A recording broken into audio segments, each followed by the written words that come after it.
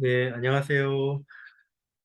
믿음교부 권찰 성경 공부 10월 28일 시작하도록 하겠습니다. 음, 저희들이 이번에는 이제 야유회가 있어서 네, 음, 금요일에 이번 성경 공부는 이렇게 영상으로 대체하도록 하겠습니다. 음,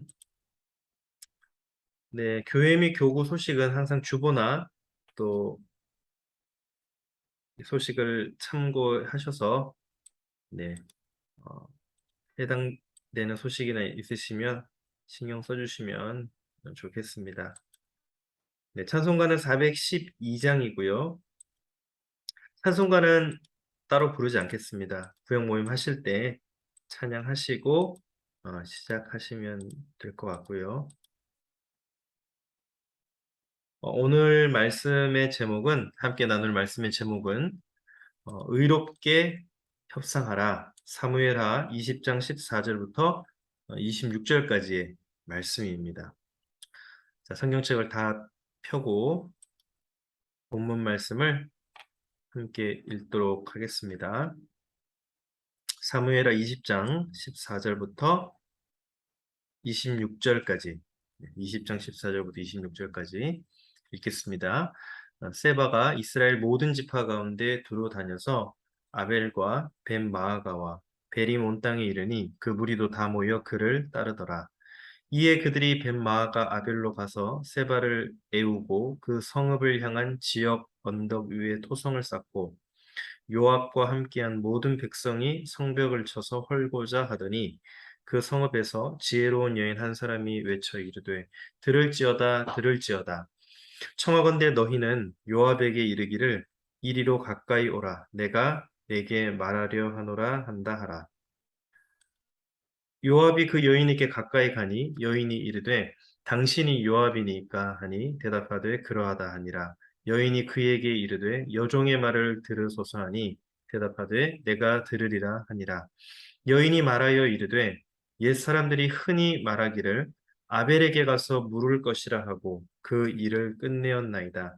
나는 이스라엘에 화평하고 충성된 자 중 하나이거늘 당신이 이스라엘 가운데 어머니 같은 성을 멸하고자 하시는도다.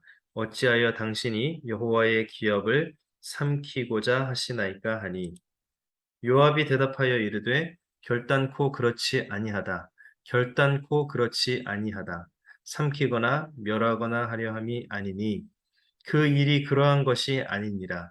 에브라임 산지 사람 비그리의 아들 그의 이름을 세바라 하는 자가 손을 들어 왕 다윗을 대적하였나니 너희가 그만 내주면 내가 이 성벽에서 떠나가리라 하니라.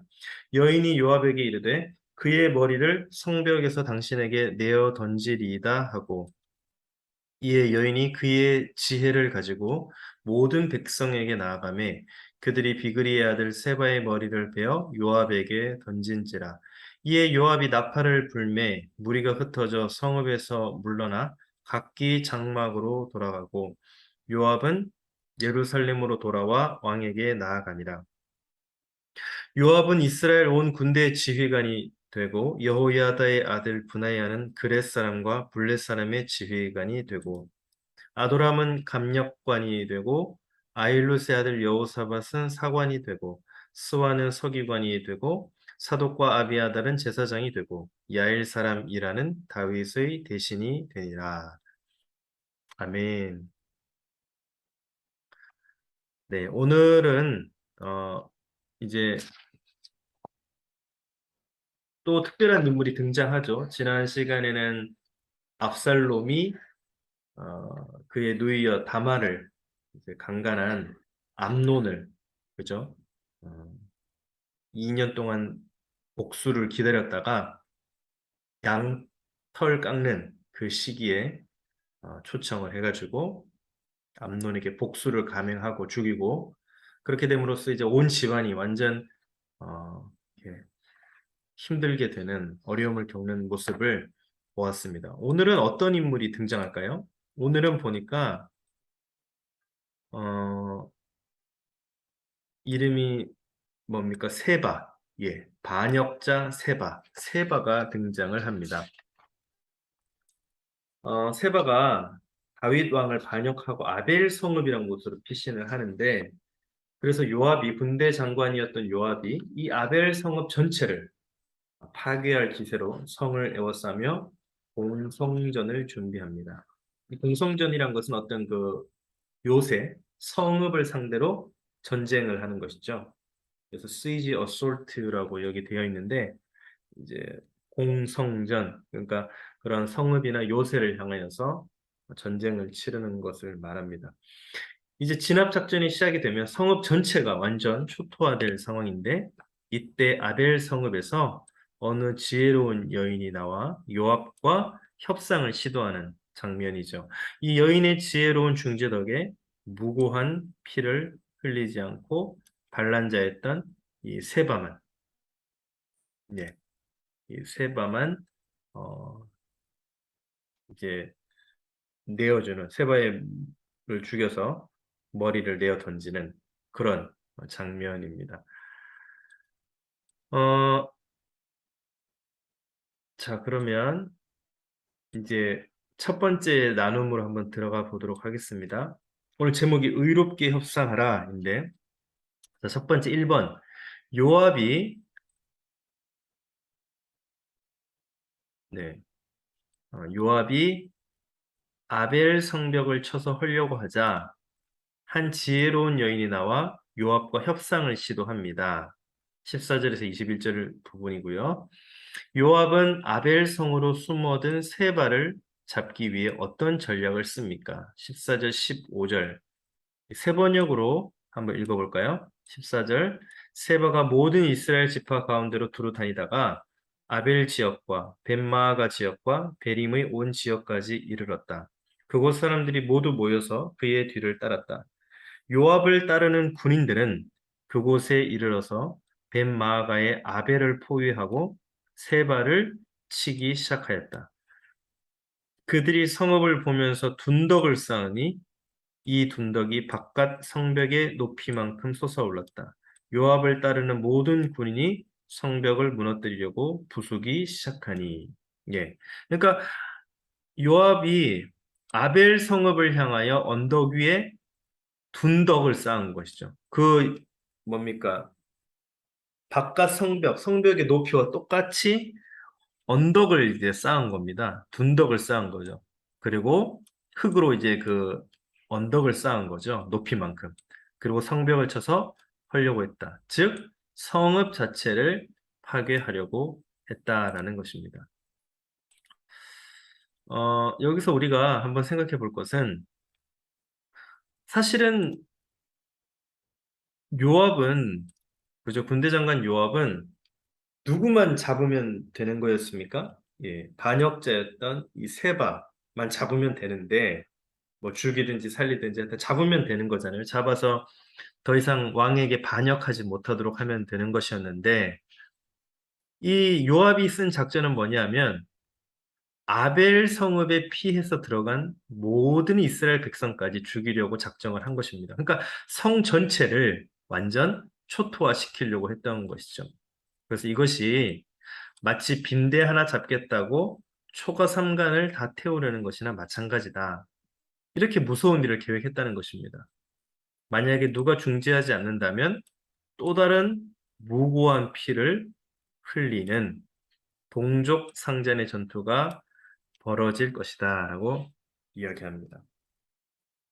물론 그 반역자를 대적하는 반역자를 처단하는 것은 맞지만, 그렇다고 무고한 백성까지 희생시키는 것은 옳지 않다. 예. 죄에 대해 처벌하는 것도 중요하지만 처벌 양형이 너무 과하지 않은지도 꼭 살펴야 한다라는 것입니다. 그래서 우리가 범죄를 저지르게 되면 이제 법원에서 판사가 어, 판, 판결을 하잖아요. 예, 그때 중요한 게 뭡니까? 양형 기준이라고 있잖아요. 예. 그러니까 이 범죄에 대해서 어떤 벌을 주되 얼마만큼 줄 것인가. 뭐 사형이랑 도둑질이랑 양형 기준이 다르죠. 또 도둑질과 또 아주 경미한 범죄, 우리 경범죄 이런 것들은 또 양형 기준이 다르잖아요. 벌금형으로 할 수도 있는 것이고, 그러나 실제 벌금형보다 더 무서운 그게 되면 또 노역을 치르게 되는 그런 감옥에까지 가야 되는, 그러니까 이 양형 기준이 우리 사회 법에도 세상 법에도 있듯이 우리 기독교인들에게 그리스도인들에게 무고한 희생자가 나오지 않도록 그것 조심해야 되고, 또 하나는 처벌 양형. 그래서 지난 시간에 사실 그 처벌은 하나님께 맡기자라는 그런 이야기도 한번 했었는데, 여기서 중요한 것은 이제 무죄한 피, 네, 무고한 피를 흘리지 않는 것이 중요하겠죠. 그래서 성경 말씀에 이 무죄한 피, 무고한 피를 흘렸던 이게 누가 있는가, 네, 한번 같이 좀 살펴보도록 하겠습니다. 먼저 마태복음에 보면 가룟 유다가 나오죠. 유다가 한번 읽어볼까요? 네. 그의 정죄됨을 보고 스스로 뉘우쳐 그 은 30을 대제사장들과 장로들에게 도로 갖다 주며 이르되 내가 무죄한 피를 팔고, 사실 무죄한 피, 가장 억울하게 죽임을 당한 분은 누구실까요? 예수님이시죠. 예. 무죄한 피를 흘리신 분은, 예, 가장 억울한 피를 흘리신 분은 예수 그리스도, 예수님이시죠. 그래서 가룟 유다 스스로 자신도 죄를 범하였도다 이렇게 이야기합니다. 그랬더니 대제사장들과 장로들이 그것이 우리에게 무슨 상관이냐? 네가 당하라. 네. 여러분, 아무리 내가 억울하고 내가 정말 이것은 참을 수 없다, 내가 이것은 정말 너무 억울하다라고 하지만, 우리 인간 사회에 있어서도, 인간이 살아가는 삶에 있어서도 그런 일이 수시로 일어나지만, 정말 무죄한 분, 죄가 없으신 분, 억울하신 분은 누굴까요? 예수님이시죠. 그러나 예수님이 억울하다는 게 아니라 정말 무죄한 피를 흘리신 분은 예수 그리스도이시다라는 것입니다. 신명기 19장에도 보면 한번 볼까요? 내 하나님 여호와께서 내게 기업으로 주시는 땅에서 무죄한 피를 흘리지 말라. 이같이 하면 그의 피가 내게로 돌아가지 아니하리라. 예. 무죄한 피, 억울한 피를 흘리지 말라는 것입니다. 특별히 어디서요? 기업으로 주시는 땅에서. 이 땅은 하나님이 선정하셔서 선택하셔서 너희들에게 준 땅인데, 너희 12지파에게 준 땅인데, 그 땅에서 무죄한 피를 흘리지 말라. 하나님이 계시는 그곳에서 피를 흘리지 말라라는 것입니다. 자, 그 다음에 사무엘상 19장 5절 말씀을 볼까요? 그가 자기 생명을 아끼지 아니하고 블레셋 사람을 죽였고 여호와께서는 온 이스라엘을 위하여 큰 구원을 이루셨으므로 왕이 이를 보고 기뻐하셨거늘 어찌 까닭없이 다윗을 죽여 무죄한 피를 흘려 범죄하려 하시나이까. 이것은 사울의 아들이었던 요나단이 아버지인 사울에게 이렇게 지금 항변하는 것입니다. 이야기하는 거예요. 어찌 까닭없이 다윗을 죽여 무죄한 피를 흘리려 하십니다. 무죄한 피를 흘린다면 그 피는 결국 그 피를 흘리게 한 제공자, 원인을 제공한 자에게 그 피가 돌아간다라는 것입니다. 그러니까 무죄한 피는 다윗을 얘기하는 것인데 무죄한 피를 흘리지 마십시오. 그렇게 이야기하는 것입니다. 자, 이제 괄호 두 번째 한번 보도록 하겠습니다. 성읍에 사는 지혜로운 여인이 나와서 요압에게 한 말은 무엇입니까? 어째서 먼저 평화로운 해결책을 찾지 않고 여호와의 기업이자 이스라엘의 어머니 같은 성을 멸하려 하느냐고 물었다. 자, 이 여인이 참 지혜롭습니다. 여인이 뭐라고 합니까? 네, 어째서 먼저는 평화로운 해결책을 찾지 않고 여호와의 기업이며 이스라엘의 어머니 같은 성인 이 아벨성을 멸하려 하느냐라고 묻습니다. 한번 말씀을 읽어볼까요? 18절. 그 여인이 말하였다. 옛날 속담에도 물어볼 것이 있으면 아벨 지역에 가서 물어보아라 하였고 또 그렇게 해서 무슨 일이든지 해결하였습니다. 그러니까 이 아벨 지역, 아벨 성은 어, 지혜의 근원, 예, 아주 그 무슨 일이 있을 때에 분쟁이 있을 때에 어려운 일이 다툼이 생겼을 때에 그곳에 가서 물어보면 해결될 정도로 어머니와 같은 아주 푸근하면서도 지혜로운 성읍이다. 그 모태와 같은 그런 성읍이다라고 이야기합니다. 19절, 저는 이스라엘에서 평화롭고 충실하게 사는 사람들 가운데 하나입니다. 그런데 장군께서는 지금 이스라엘에서 어머니와 같은 성읍을 하나 멸망시키려고 애쓰십니다. 왜 주님께서 주신 유산을 삼키려고 하십니까? 그러니까 지금 요압이 반역자였던 세바만 처리하면 되는데 왜 온 이스라엘 백성들을 이렇게 죽여서 힘들게 해서 아벨 지역까지 아벨 성읍을 무너뜨리려고 하십니까? 이제 그렇게 얘기하는 것이죠. 자, 사무엘 하에 보면 지혜로운 여인이 또 나옵니다. 지혜로운 여인 모티브. 사무엘하 14장에 보면 요압이 다윗을 설득하기 위해서 지혜로운 여인의 입에 말을 넣어주죠. 예, 나중에 들키게 됩니다. 결국은 다윗에게. 근데 처음에는 요압이 작전을 짠 거죠.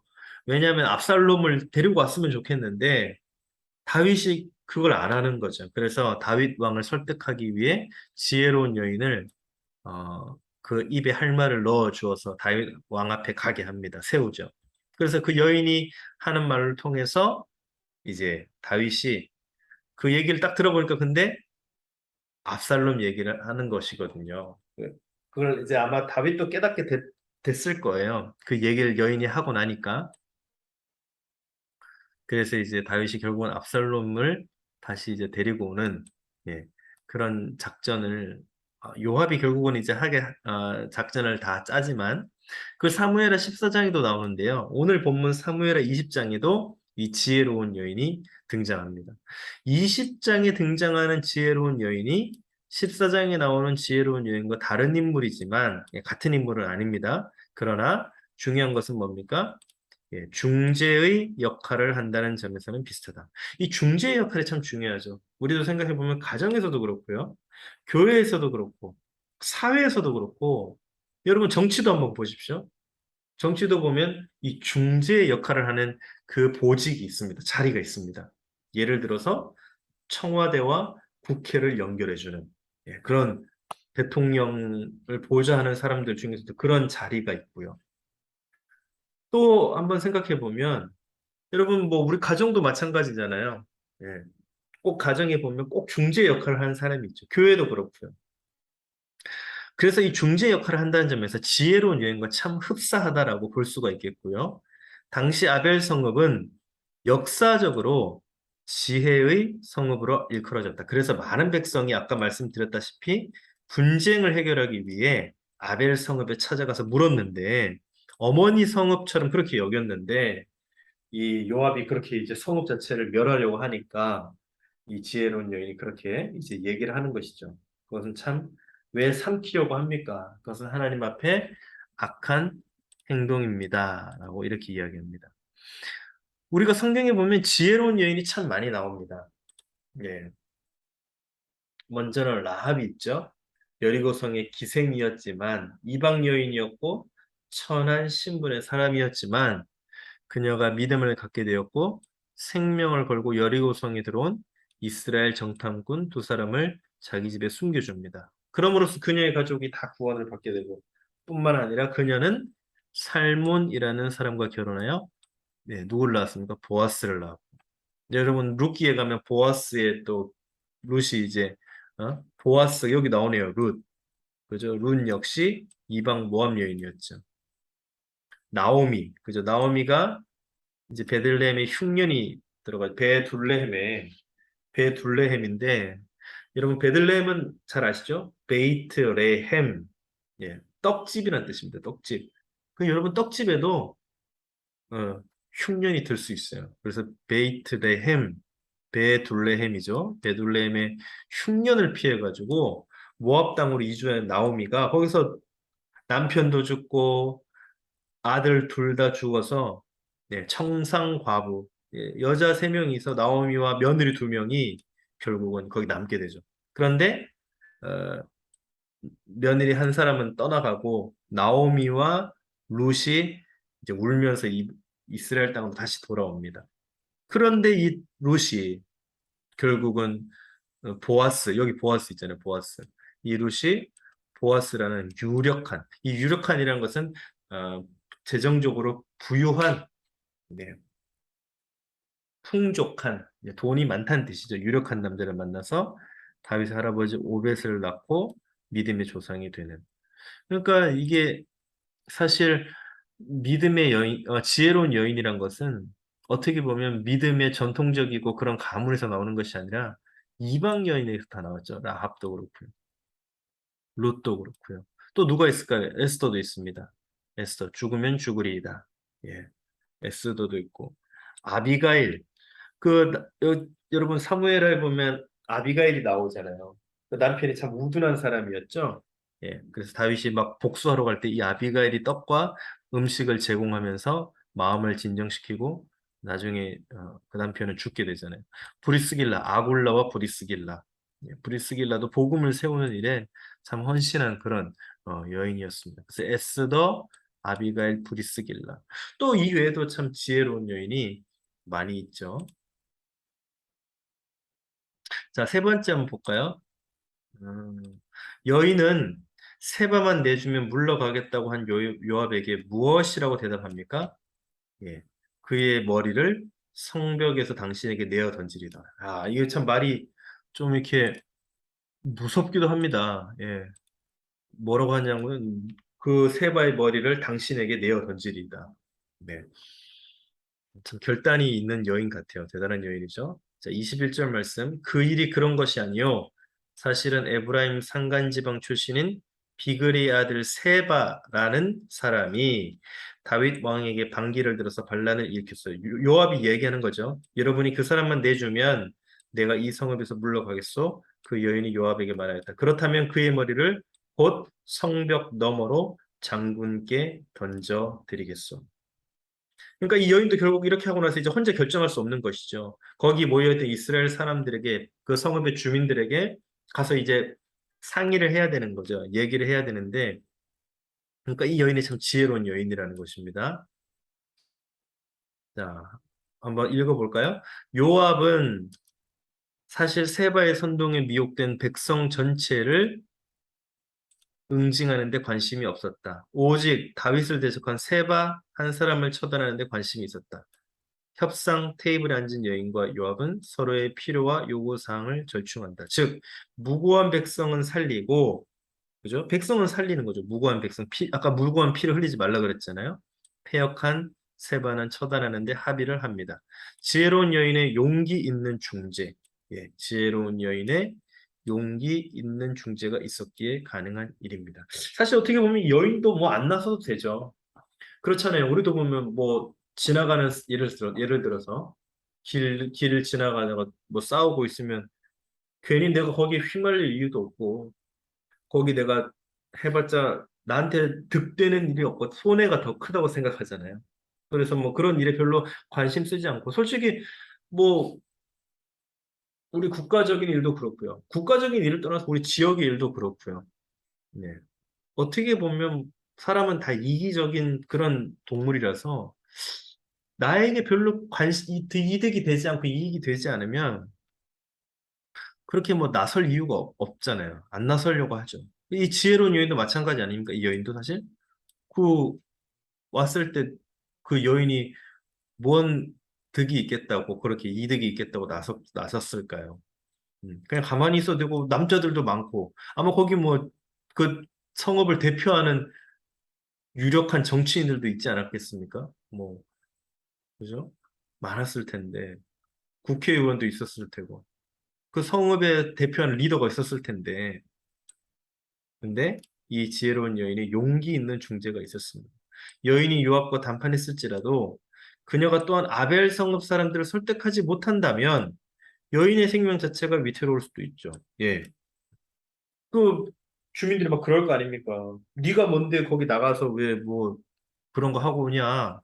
그냥 가만히 있어도 되는데 또 그랬을 수도 있고 뭘 나서서 그리고 세바라는 사람이 뭘 또 세바의 편에 있었던 사람도 있을 거 아닙니까? 근데 이런 위험 부담을 안고 과감하게 협상을 하고 일을 지혜롭게 실행합니다. 어, 그래서 우리가 여기서 좀 생각해 볼 것은 지혜가 뭐냐? 네. 이 여인은 무엇을 지혜로 삼았을까? 어떻게 그런 용기가 있고 단판을 지을 만한 그런 어, 결단력이 있었을까? 한번 생각해 보기를 원합니다. 먼저 지혜, 지혜 자체이신 하나님을 좀 살펴볼 필요가 있을 것 같아요. 지혜 자체이신 하나님. 잠언 8장 12절. 나 지혜는 신중함과 함께 살며 재치가 있고 창의적인 지식을 소유하고 있다. 네, 잠언 8장 27절. 여호와께서 하늘을 마련하실 때 그분이 깊은 물의 표면에 수평선을 표시하실 때 내가 거기 있었다. 그러니까 이 지금 지혜 자체이신 하나님에 대해서 얘기하는 겁니다. 시편 147편 5절. 우리 주는 위대하시고 능력이 크시며 그 통찰력은 한이 없으십니다. 결국은 지혜 자체이신 지혜는 내가 아무리 많이 배우고 쌓고 기억한다 해도 지혜의 근본이신 하나님을 알아야 된다는 것이죠. 자, 두 번째, 지혜를 주시는 하나님. 자, 그 지혜 자체이신 하나님이 우리에게 지혜를 주셔야 되는 것이죠. 시편 19편 7절. 여호와의 율법은 완전해서 영혼을 되살리고 여호와의 증거는 확실해서 어리석은 사람을 지혜롭게 한다. 여러분, 이 지혜가 어떤 뭐 공부를 많이 해서 지식을 쌓고 지식이 많아져서 그 지혜라기보다는 이 세상에서 세상을 볼 수 있는 예, 세상이 어떻게 돌아가는지를 볼 수 있는 눈, 시야, 그러니까 세계관이죠. 세계관, 세계관. 우리 기독교인들은 기독교 세계관을 가져야 되는 것이죠. 예. 지혜로운 것은 바로 이 세계관을 얘기하는 것입니다. 그래서 어떤 막 공부를 잘해서 뭐 좋은 대학을 가고 취업을 잘하고 성공하고 그것도 참 중요하겠지만은 먼저는 이 지혜롭게 어리석지 않은 사람으로, 예, 지혜로운 사람으로 살아갈 수 있는 것은 올바른 세계관을 통해서 눈을 뜨고 하나님 앞에 서서 어떻게 내가 지혜 자체이신 하나님께서 지혜 주시는 그 깨닫게 하시는 것을 항상 가지고 살아가느냐. 그것이 참 중요하겠죠. 자, 두 번째, 야고보서 1장. 여러분 가운데 누구든지 지혜가 부족하면 모든 사람에게 후히 주시고 꾸짖지 않으시는 하나님께 구하십시오. 그러면 주실 것입니다. 예, 하나님께서 꾸짖지 않기 때문에 주시는 그런 지혜라기보다는 물론 하나님이 꾸짖으시진 않죠. 너 지혜가 부족. 근데 이게 무슨 말이냐면 사람의 지혜는 결국 한계가 있고 유한한데 하나님으로부터 오는 지혜 그것은 무한한 예, 어떤 범위를 측량할 수 없고 재단할 수 없고 가둘 수 없는 그 창의적인 지식 그런 것들은 하나님으로부터 온다는 것입니다. 여러분, 그래서 우리 자녀들도 그런 생각이 들어요. 정말 아이들이 공부를 잘하고 뭐든지 막 척척 해내고 그런 것은 참 중요하지만, 알아서 하는 게 참 중요하지만, 그런 걸 바탕으로 그 기술만 있다면 그 아이는 참 어떻게 보면 행복하지는 않을 것 같다는 생각이 들거든요. 네. 그 기술 이전에 근본 바탕에, 근본에 지혜의 근원이신 하나님께서 주시는 그 지혜, 예. 그 하늘의 그 풍성한 지혜, 가둘 수 없는 정말 무한한 하나님의 그 능력의 지혜를 우리 아이들이 먼저 가지고 그걸 바탕으로 공부하고 어른들도 성인들도 마찬가지죠. 예, 그런 지혜로 세상을 살아가는 그런 게 필요하지 않을까. 그래서 지혜 자체이신 하나님, 지혜를 주시는 하나님 한번 좀 살펴봤고요. 자, 첫 번째 나눔 한번 볼까요? 요압은 성읍을 치기 전에 화평을 도모하라는 말씀을 어기고 자기 목적을 달성하기 위해 무고한 사람들이 있는 아벨성을 완전 파괴하려 했습니다. 네. 목적과 명분을 위해 생명과 평화를 해치는 결정이었습니다. 오늘날 어디서 이런 일이 일어나고 있는지, 그 폐해는 무엇인지. 아까 그 지혜로운 여인이 뭐라 그랬으면 화평을 도모한다 그랬잖아요. 그죠? 네. 아까 중재의 역할을 하면서 평화롭고 충실하게 사는 사람들 있는 이곳에 왜 성읍을 멸하려고 하냐. 그러면서 그랬잖아요. 그러니까 신명기 20장 10절에도 성읍을 치기 전에 화평을 도모하라. 먼저 중재를 하라는 것입니다. 그 말씀이 있는데 요압은 먼저 무조건 막 아벨성을 파괴하려 했잖아요. 그러니까 어떤 수단이 아니라 목적과 그냥 명분을 달성하기 위해서 생명과 평화를 해치는 일들이 있는데 어디서 이런 일이 요즘 일어나고 있을까요? 네. 음, 뭐 이게 꼭 생명과 평화를 해치는 게 사람을 죽이고 막 전쟁 가운데 그런 걸 얘기할 수도 있지만 어디서부터 이런 일이 일어난가 보면 우리 가정에서부터 이런 일이 일어나죠. 예. 여러분 사람을 꼭 뭐 생명, 육체의 생명을 빼앗는 것이 죽이는 그것 죽임보다도 말을 통해서 또는 인격 모독함을 통해서 가정에서 그런 일들이 얼마나 비일비재하게 일어납니까? 자주 일어나나요? 그럼으로써 생명을 죽이고 평화를 해치잖아요. 여러분 교회 한번 보십시오. 교회는 더 심하죠. 교회에 우리가 조금이라도 생각이 있다면 교회는 너무 정말 그 생명과 평화를 해치는 일들이 얼마나 많이 일어나는지 모릅니다. 예. 뭐 교회뿐만이 아니죠. 우리 사회는 더하고요. 내 안에서도 그런 일들이 얼마나 많이 일어나는지 몰라요.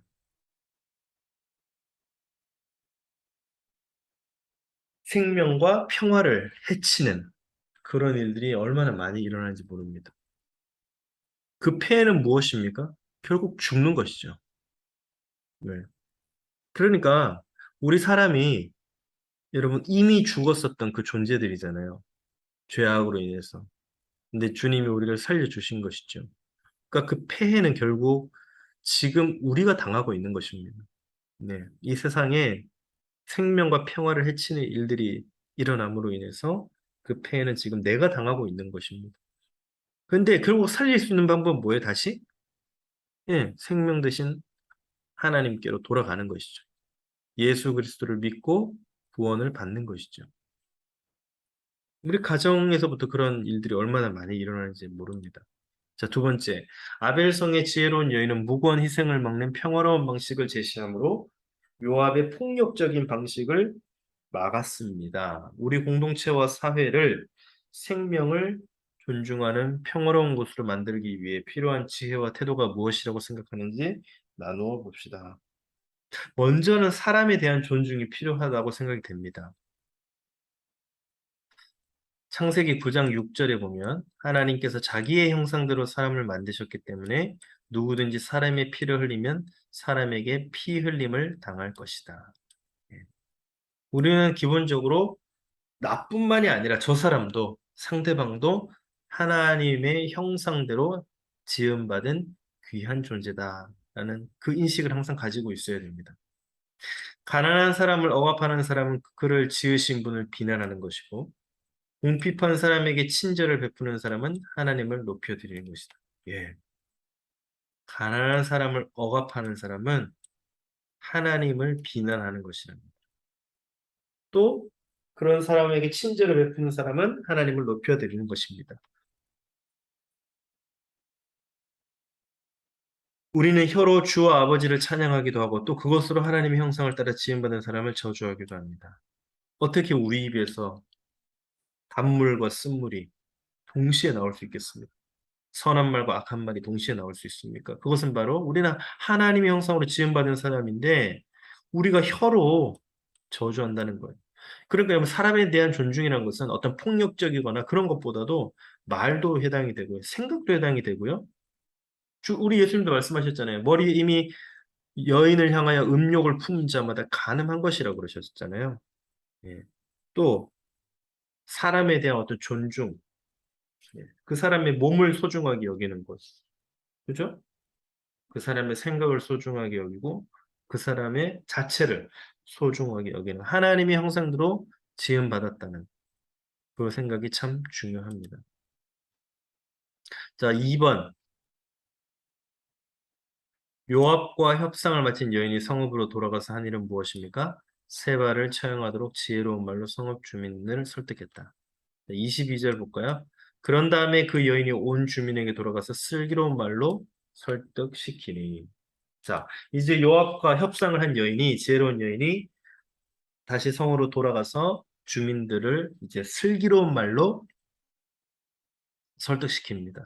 지혜로운 여인은 요압과 협상한 대로 성읍으로 돌아와서 백성을 설득한다. 아마도 세바의 반역이 잘못되었다는 것과 잘못된 반역에 합류하는 것은 더 큰 비극을 초래할 뿐이라는 것을 백성에게 잘 말했을 것이다. 설득된 백성은 세바의 머리를 베어 요압에게 던졌다. 여인은 힘든 상황을 모면하기 위해 단순히 임기응변식의 행동을 하지 않았다. 말의 진정성을 과감한 행동으로 보여줬다. 성도가 공동체를 건강하게 세우기 위해 용기 있게 실천해야 할 일이 있다. 말만 하고 실천하지 않는다면 아무것도 변화되지 않는다. 변화되지 않는 공동체는 건강하게 성장할 수 없다. 공동체의 문제가 무엇인지 정확히 진단했다면 그것을 해결할 방법을 찾고 용기 있게 실천할 수 있어야 한다.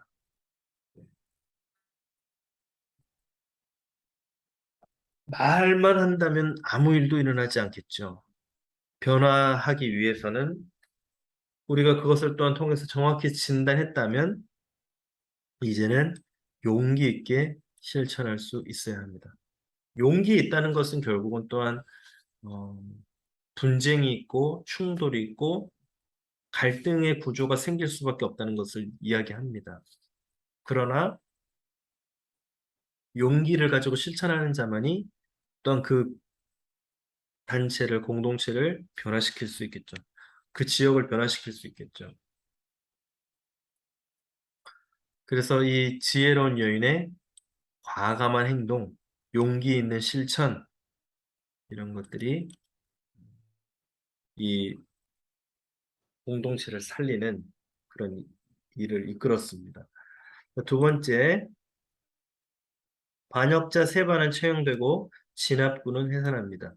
세바의 죽음을 확인한 요압과 진압군은 무엇을 합니까? 요압이 나팔을 불자 진압군은 해산하여 각기 장막으로 돌아갔고 요압도 예루살렘으로 돌아갔다. 22절 요압이 나팔을 부니 모든 군인이 그 성읍에서 떠나 저마다 자기 집으로 흩어져서 돌아갔다. 요압은 왕이 있는 예루살렘으로 돌아왔다. 자, 읽어볼까요? 22절에 성읍에서 물러나 각기 장막으로 돌아간 사람들, 이 누구인가에 대해서는 크게 두 가지 의견이 있다. 하나는 진압군이, 요압의 그 진압군이 흩어졌다는 의견이고, 또 하나는 세바를 따르는 무리, 즉 반란군이 흩어졌다고 보는 견해다.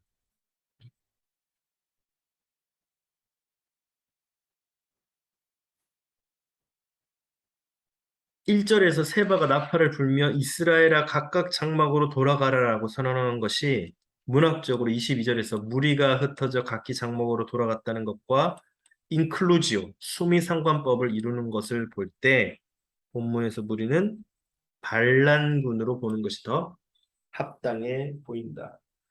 그러니까 세바를 따르는 무리들이 이제 흩어져서 돌아갔다라는 것입니다. 또한 요압은 세바의 선동에 휘둘렸던 무리를 무사히 집으로 돌아갈 수 있도록 퇴로를 열어줬다는 것입니다. 그래서 악은 제거하되 또 다른 불필요한 복수의 씨는 남기지 않은 것이다. 죄에 대해서는 단호히 대처하지만 그것이 또 다른 보복이 되지 않게 의롭게 판단할 필요가 있다. 이것이 참 어렵죠. 죄에 대해서 우리가 만약에 단호하게 심판한다면 그러나 결국은 그 심판으로 인해서 또한 복수의 씨앗을 남기게 되는 그런 일들이 종종 일어나는데, 그러나 중요한 것은 악은 제거하되 또 다른 불필요한 복수의 씨는 남기지 않는 것이다. 라는 것입니다. 어, 자, 나눈 두 번째 한번 볼까요? 사적인 보복은 자신과 주변 사람을 망가뜨릴 뿐만 아니라 정의를 세우지도 못합니다.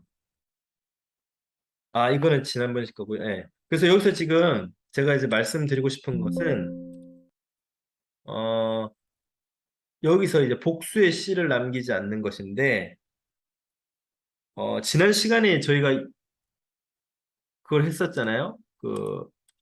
여기 보시면 이제 압살롬과 암논이 나오잖아. 압살롬과 암논. 네.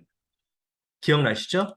어, 한번 기억을 떠올려 보면, 압살롬이 다말을 강간했던 그 암논, 이복 형제였던, 예, 암논을 죽여서 다말의 억울한 마음을 풀어주려고 했지만 결국 압살롬 자신도 도망자가 되고 아버지와 갈등 더 깊어졌지 않습니까? 그래서 우리가 지난번에 얘기 나눈 게 뭐냐면 사적인 복수를 감행하지 않으면서 어떻게 원한을 다스릴 수 있을까? 예, 결국은. 네.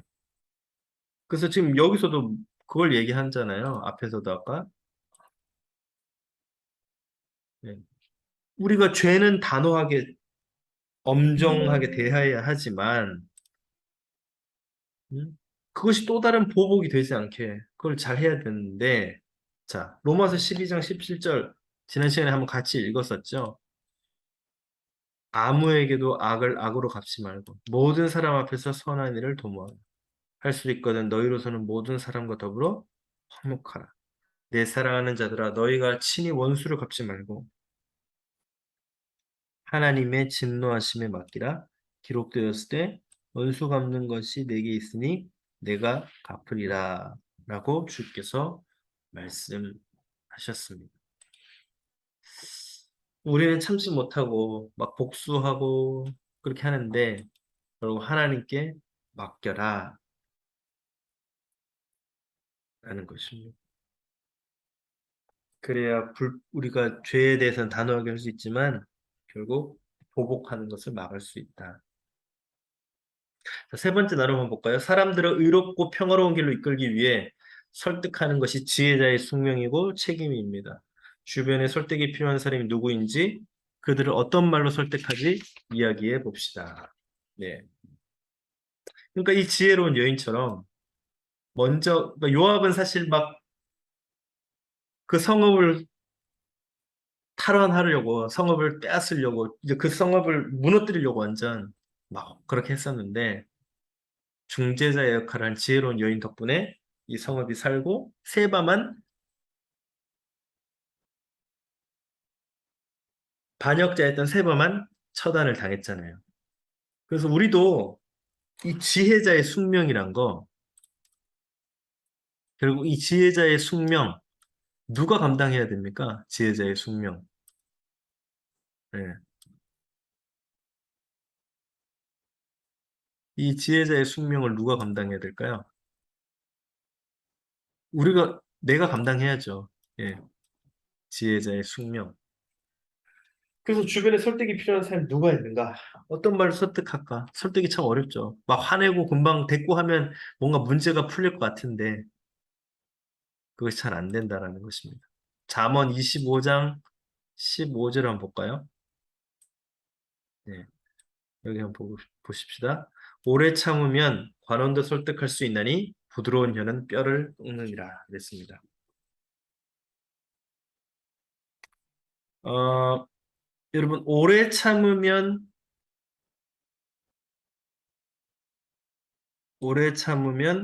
관원도 설득할 수 있다. 여기에 나오는 관원은 재판관과 같은 고위층 관리를 말합니다. 그러니까 때로 우리가 고위층 관리들에게 말을 해야 할 때가 있는데, 그러나 여러분 고위층 관리들을 설득하는 일이 쉽습니까? 어렵죠. 그들을 만나기도 어렵고 설득하는 건 더 어려울 것입니다. 때로는 우리가 관리들이 불의를 행하거나 옳지 않게 행하는 것을 볼 수도 있습니다. 이러한 때 우리는 쉽게 분노하고 거친 말이나 행동으로 반응하기 쉽습니다. 그러나 이런 반응은 관리의 마음을 움직일 수 있을까요? 없을까요? 관리의 마음을 움직일 수가 없습니다. 왜냐하면 사악한 관리일수록 타인의 요구에 귀를 기울이지 않고 자기 고집대로 밀고 나가는 경향이 있기 때문입니다. 그렇기 때문에 이러한 관리들에게 어떤 일을 요구할 때에는 인내가 필요하다라는 것이죠. 다윗은 사울에게 부당한 대접을 받았고 여러 번 죽을 고비를 만났죠. 그러나 다윗은 성급하게 그를 대적하지 않고 하나님께서 모든 일을 이루어 주실 때까지 인내하면서 끝까지 선한 마음으로 사울을 대했습니다. 이런 다윗의 태도로 인해서 다윗은 왕이 된 후에 대적과 백성들의 마음을 얻을 수가 있었습니다. 자, 그 다음에 부드러운 혀는 뼈를 꺾는다. 우리는 강하고 거친 말로 항의를 해야 뜻을 이룰 수 있다고 생각하죠. 어떻게 보면 이 생각이 옳은 것처럼 보일 수도 있습니다. 왜냐하면 세상에는 부드러운 사람의 말보다 과격하고 선동적인 말이 더 효과적일 때가 많기 때문입니다. 그죠? 우리가 뉴스를 봐도 그렇잖아요. 막 예를 들어서 노조 같은 데서 막 강경하게 나가잖아요. 막 투쟁하고 막 거친 말을 하고 막 몸싸움도 하고 막 자신들의 그런 걸 관철시키기 위해서 막 다리에서 뛰어내리기도 하고 예. 그 왜 그래요? 과격하고 선동적인 말이 실제로 보면 더 효과적인 것 같아 보이기 때문에 그렇죠. 그러나 선동과 투쟁을 통해서 얻은 것은 결국은 서로의 마음에 상처를 입히고 마음을 다치게 만든다라는 거예요. 그죠? 예. 그런 선동과 그런 것들은 결국 마음을 다치게 만듭니다. 힘과 권력으로 사람을 굴복시키는 사람은 결코 그 마음을 얻을 수가 없다라는 거예요. 그들은 단지 힘이 없어서 스프링처럼 잠시 눌려 있지만 때가 되면 다시 폭발하게 되어 있다라는 것이죠. 그러나 인내와 온유함은 사람의 마음을 감동시킵니다. 모든 일을 하나님께 맡기고 끝까지 인내와 온유한 태도를 잃지 않으면 불가능해 보이는 일도 성사시킬 수가 있습니다. 인내와 온유는 마음의 벽을 허물고 대적을 친구로 만드는 힘이 있습니다. 이러한 인내와 온유가 성령 안에서 사는 사람들에게 맺혀지는 성령의 열매이고 성도들이 갖추어야 할 중요한 성품입니다. 그래서 부드러운 혀는 뼈를 꺾는다라는 것입니다. 뼈가 얼마나 단단합니까? 뼈를 꺾을 수가 있습니까? 뼈가 우리 몸에서 제일 단단한데. 예. 그러니까 여러분, 우리 주변에 설득이 필요한 사람, 뭐 그게 남편이 될 수도 있고 아내가 될 수도 있고 자녀들이 될 수도 있고 또는 시부모님, 뭐 친정 부모님, 친구, 직장 동료, 뭐 지인 많겠죠. 그들 어떤 말로 설득할까? 결국은 예,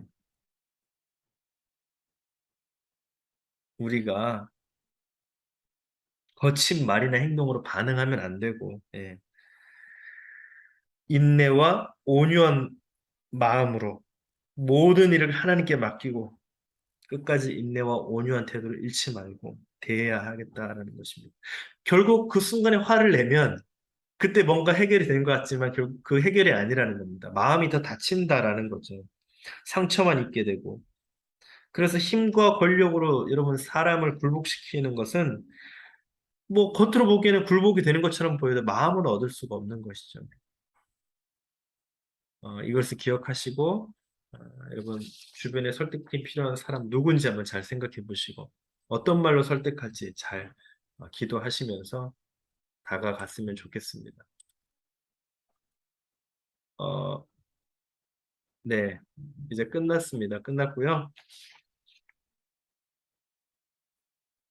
이 구역 모임 하실 때 요걸 가지고 잘 나누셔서 끝까지 우리 구역원들과 하나님의 말씀으로 특별히 마지막 말씀 기억하시면서 잠언 25장 15절 인내와 온유함으로 우리 구역장, 부구역장님들에게 하나님께서 큰 지혜와 또 권능 주시기를 기도하겠습니다. 자, 오늘은 여기서 어, 마치도록 하겠습니다. 네, 수고하셨습니다.